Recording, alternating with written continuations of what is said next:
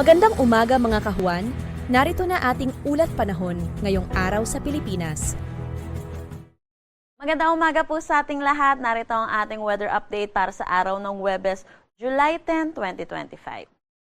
Ngayon, meron tayong binabantayan low pressure area dito sa loob ng ating Philippine Area of Responsibility. Huling namataan sa layong 540 kilometers northeast ng Itbayat, Batanes.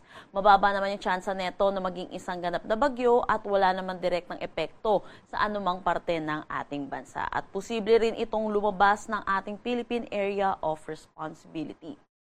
Ngayon, patuloy pa rin ang pag-iral ng southwest monsoon dito sa buong bansa natin. Ito rin yung nagdadala ng mga pag-ulan lalo na dito sa western section ng ating bansa.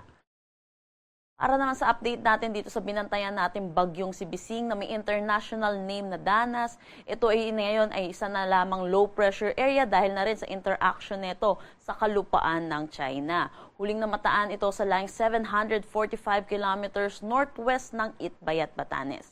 Hindi naman na din natin inaasahan na papasok ulit ito ng ating Philippine Area of Responsibility at magkakaroon ng epekto sa anumang parte ng ating bansa. Para naman sa magiging panahon natin ngayong araw, inaasahan natin patuloy yung epekto nitong southwest monsoon at magdadala pa rin ng mga pag-ulan. Asahan natin yung mga pabugso-bugso na pag-ulan, moderate to heavy rains, lalo na dito sa may Batanes, Babuyan Islands, Zambales, Bataan, Metro Manila, Cavite, pati na rin sa may Occidental Mindoro. Para naman sa nalalabing bahagi ng Luzon, makikita natin yung eastern section ng ating bansa, makakaranas naman tayo ng maaliwalas na panahon. Pero asahan din natin, dulot ng southwest monsoon, mataas din ang tsansa ng mga pag-ulan, lalo na sa madaling araw, sa hapon at sa gabi. Agwat ng temperatura for Metro Manila, 25 to 28 degrees Celsius, Lawag, 25 to 30 degrees Celsius. Tugigaraw, asahan natin ng 25 to 31 degrees Celsius, Baguio 17 to 21 degrees Celsius. For Tagaytay, 22 to 27 degrees Celsius at Legazpi, 27 to 32 degrees Celsius.